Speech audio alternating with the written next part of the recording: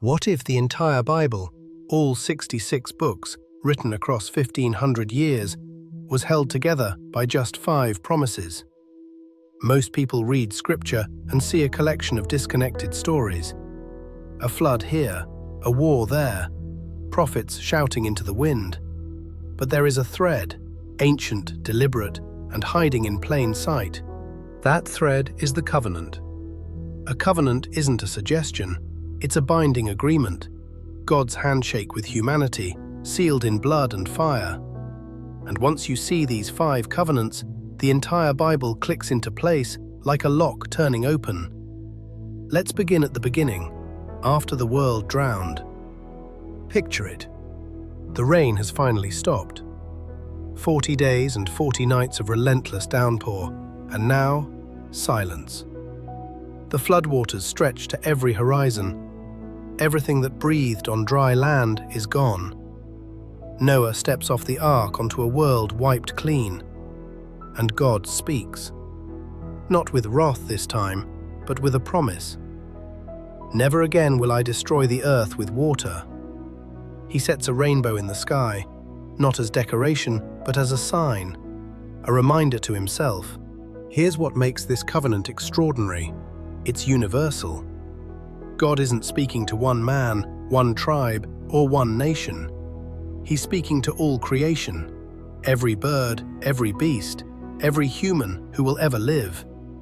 This is the foundation, the bedrock promise upon which everything else will be built. Generations pass, humanity scatters, and then God does something unexpected. He narrows his focus. Out of all the people on earth, he calls one man, Abram, a nomad living in the city of Ur. Leave your country, your people, your father's house, God tells him, and go to a land I will show you. And then comes the promise, breathtaking in its scope. I will make you into a great nation. I will bless you and make your name great. And through you, all the nations of the earth will be blessed. All the nations, remember that. God hasn't forgotten his covenant with Noah, his promise to all creation. But now he's choosing a single family as the vehicle, one bloodline through which blessing will flow outward to every corner of the world. Abraham doesn't fully understand it yet, but he goes, and that act of faith changes everything. 400 years later, Abraham's descendants are slaves in Egypt. God rescues them with plagues and parted seas and leads them into the wilderness, to the foot of a mountain called Sinai.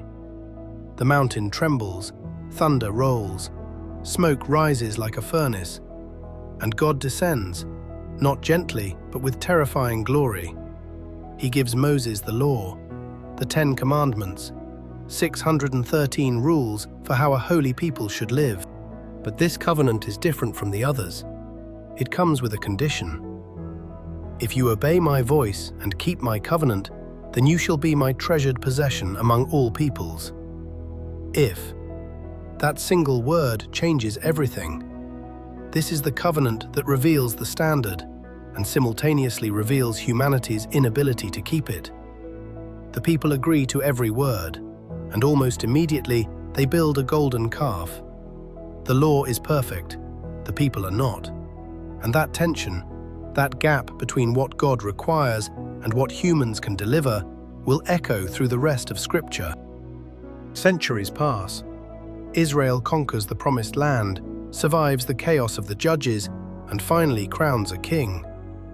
Not Saul, he fails, but David, a shepherd boy who killed a giant and wrote songs to God in the wilderness. David is far from perfect.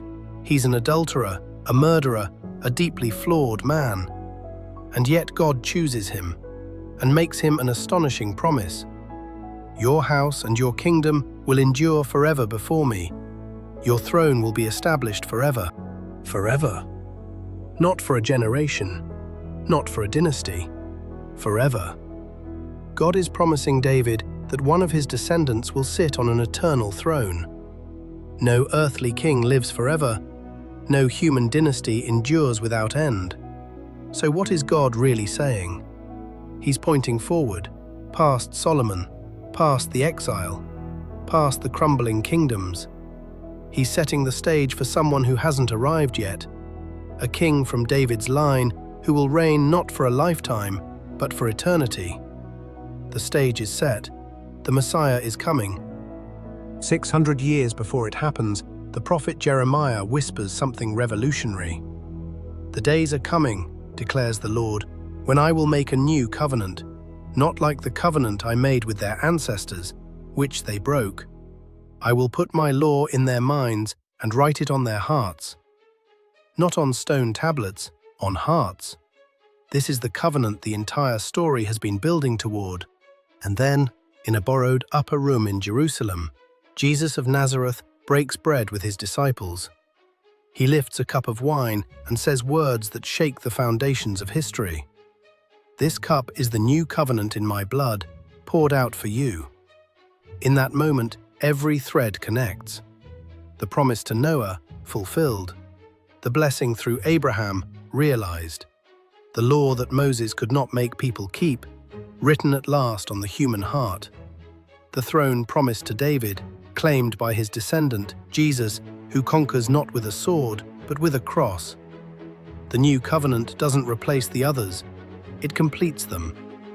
Step back now and see the thread. Noah, a promise to all creation. Abraham, narrowed to one family. Moses, shaped into one nation.